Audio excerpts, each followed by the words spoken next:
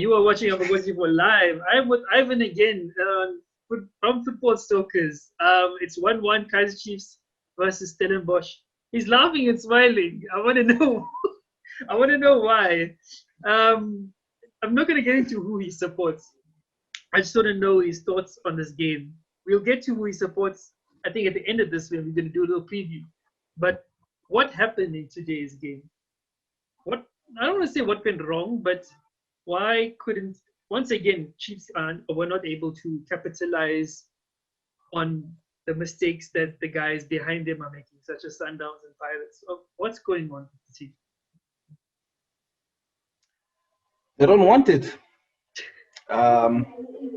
It's puzzling a lot of people, even myself. We spoke after the defeat against Celtics, and I thought tonight's game was going to be similar to the first leg. Probably was going to be a landslide or some sort. But seeing Stellenbosch against Cape Town City, you kind of then be like, okay, so it's not going to be as easy, but still you expected 3 points. And if I look at the two teams, so basically Stellenbosch and Kaizer Chiefs came with maybe a similar game plan, or maybe not so similar, but in terms of putting in the crosses or playing the long ball, you guys were essentially playing that way. But the difference between the two teams is that Stellenbosch were much, much better on transition than you guys.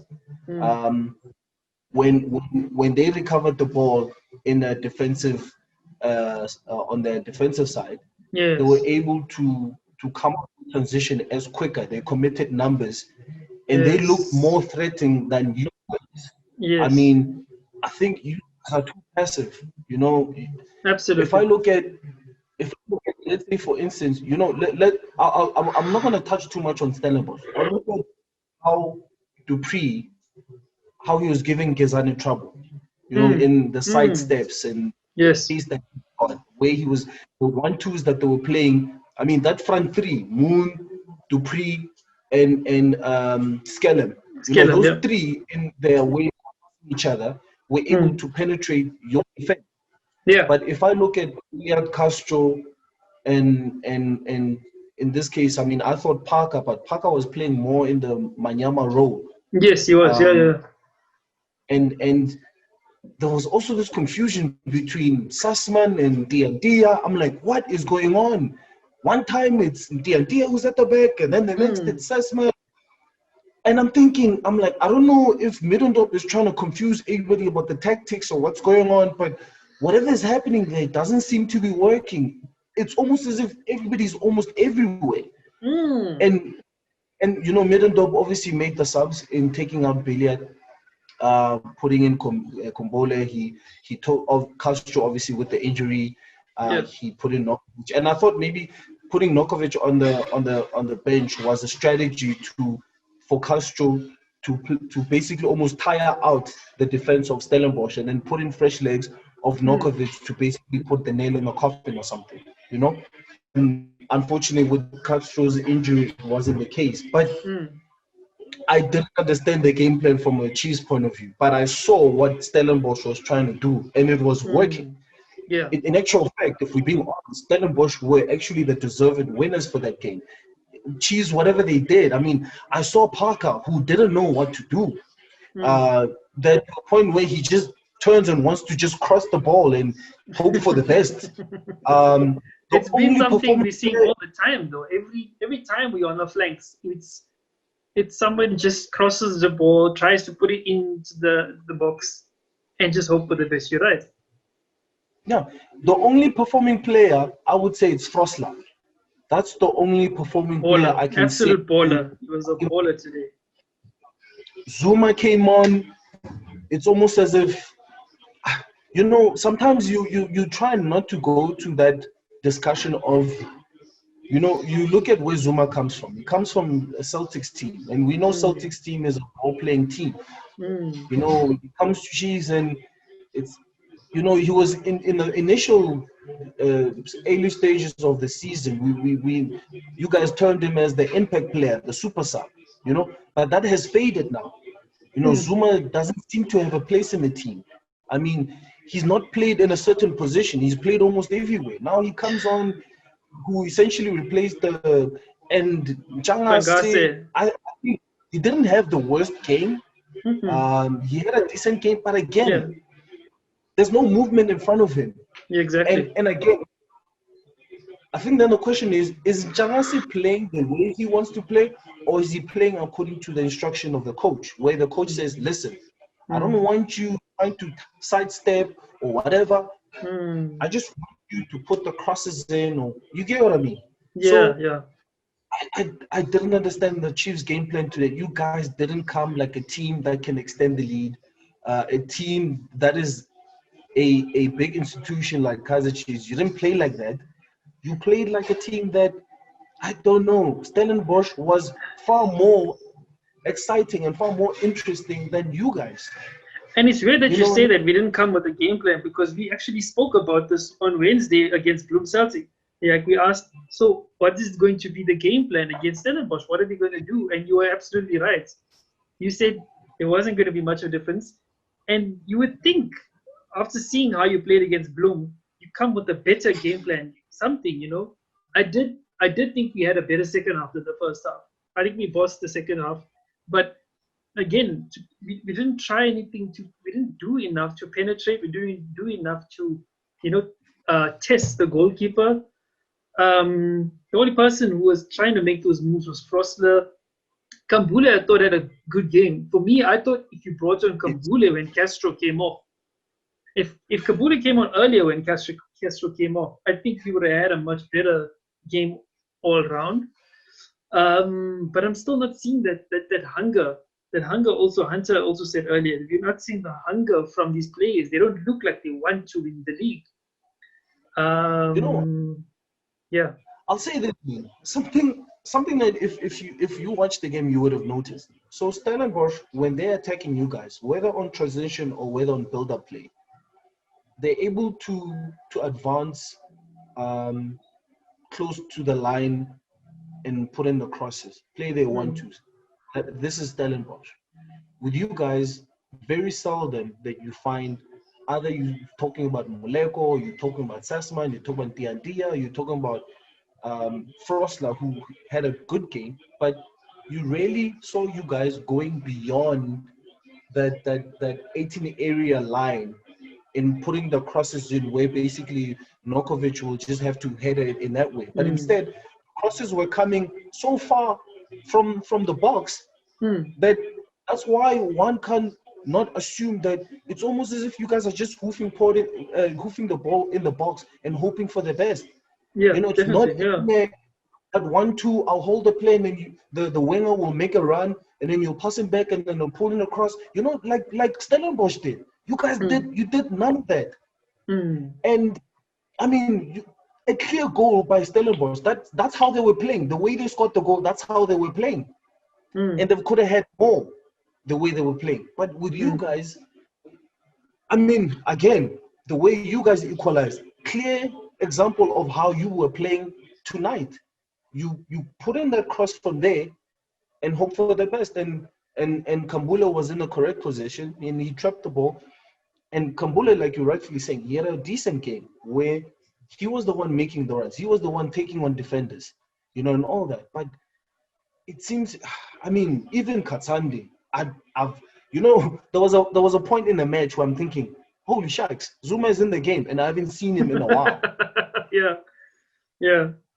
And Kezane, Dupree was playing with him. Jeez. Cardoso, I haven't heard anything from him. And Cardoso also, that whole, and also I want to talk about the goal as well. We saw how they exploited our defense there, and again we saw the weakness in our defense the same way we saw against Bloem Celtic and against Polokwane. Something needs to happen there. I don't know if it's miscommunication between the defenders, whether it's Cardoso with Matoho before, or whether it's Cardoso even now with Ngezana, or even our wingbacks. Frosler, I don't know if he was playing as a left back. I don't know what was going on there. Like you said, I'm confused because he had Ntia and Sussman as well. Funny thing. Frosler in the first half was playing right back. In the second half, he's playing left back. And I'm like, what is going on? That's the thing, and it's frustrating every fan I've spoken to about, Mazini. Sorry, I don't want to say Mazini. Middendorp. See, when I get angry with my manager, I call him Mazinho. But when I'm fine with him, it's just Middendorp. So I think we all do that with Middendorp. But Middendorp, everyone's frustrated the way he's putting out these teams, and he keeps saying he has to rotate the team because it's lockdown, and they came from lockdown, no one's fully fit, but do it sensibly, do it so it makes sense. Nothing makes sense now with the formations, and now I'm worried. Let's go into it now. I'm worried about how he's going to set up his team to face Pizzo's Sundowns, because Sundowns are going to come with everything. They're going to come with every gun they have on Thursday. How is Chiefs going to set up this team to avoid an onslaught from Sundowns, knowing that you are a Sundowns boy? Look, by the way, I'm actually going to invite you on a preview that we're going to do for that game. Please, let's do it. Sundowns will definitely be rejoicing about the fact that Nokovic is not going to be there. He's going to give Sundowns defense a problem. With him not being there, that's a huge plus for Sundowns. I mean, Sundowns and Chiefs, nobody's convincing at this point now. Who wants it? Because it doesn't seem anybody wants it. And look, I would say this about Chiefs, Mitch. I think it's one thing if, I wouldn't necessarily pin it down to the starting lineup per se, based on what I've seen. I wouldn't say that the lineup is the problem. The problem is the game plan. Your game plan, I try to, I don't want to be overcritical of Middendorp and his tactics because he's been getting the 3 points. But most teams have figured out the game plan, as it seems. And it can't then be a situation where now people understand that, okay, Kaizer Chiefs wins their games through set pieces, through corners and all those. If you prevent them from getting corners and free kicks, essentially you've stopped them from scoring. And it seems to be the case. I mean, you guys, I don't know, Mish, I think I should ask you, when last did you guys score a goal in open play just by passing the ball? I think that's a scary thing to think about.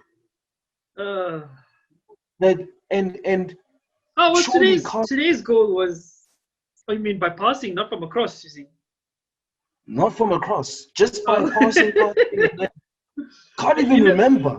Because that's a funny thing, because I was thinking about it as well. I couldn't remember. And then our admin, I don't want to say his name, shame. Our admin, I think you know what I'm talking about. He goes and posts a video and he says, let's not throw stones. I don't know if you saw that tweet he put out. He says, let's not throw stones at our team. They need our support or something. And yes, he posted a clip from, I think it was the game against Stellenbosch, the first game. And it was us passing the ball, passing. And I think it was like a little, dig at what also the Bloom Celtic guy, dig at the supporters saying, have faith in our team, because they did like a passing stuff. And then it led to a Zuma goal, I think. Yes. And that game was flipping ages ago. And you can't just, Kaizer Chiefs admin, you pull out a video from I think it was last year, I will say this, man, I understand, they say it's a critical moment and fans should rally behind the team and all that. Good, no problem there. But that's why I'm saying that I wouldn't so much as say the problem is the lineup. Because let's look at this. Papi and the like, we talk about Kamabile. Kamabile is quality, man. Nokovic. He hasn't been quality though. Let's be honest. He hasn't been quality. He hasn't been, but that's why I'm getting to that. That you know, as much as Solinas wasn't the best coach, but look at Kamabillard under Solinas, how he played. I can't believe you brought on Salinas, bro. What the hell? No, because look at the combination. Look at the combination that Kamabillard had with Mchangasi when we had with the likes of Ntiantia, when he had with Manyama, and you guys were playing, man. You know, and look, I guess you can say probably a lot of things contribute to Kamabillard not being the player he is this season. But Kamabillard, you've got now Lazarus Kombole has been unfortunate, but he's coming up. He's coming up. Look at what's happening to Zuma. Ngobo, who had a decent game against Leeds. He's on the bench. Yeah. Beginning of the season, there was talks of Bacchus taking the Dr. Kumalo jersey. I don't know why we didn't see him again today. Something, you know, he could have given us something, even if you brought him on in the second half. But he took off. I don't know. I mean, I would have taken a Parker maybe and then given him a role there. You know, I don't know what's happening in with Middendorp and what his thinking is. I mean, he has Bartlett there. I mean, what are they even telling you? What's the communication there? That's what I want to know, because it's not just Middendorp. There's a whole team there. And what is that team doing? He's the main man. But I'm surely he has to take advice from his team. I can say this. Look at how Tux played under Bartlett. Nothing identical to what Chiefs is playing at the moment. Nothing, yeah. The main man is Middendorp. His game plan is confusing a lot of people. You're looking at the lineup and you're thinking, okay, so now Parker is playing as a winger. And then when you look at the game, Parker is playing as a provider, Wanyama position. And you're like, okay. Then you have this whole confusion between Sussman and Dia. Frostler is playing on the right. The next thing is playing on the left. What is going on?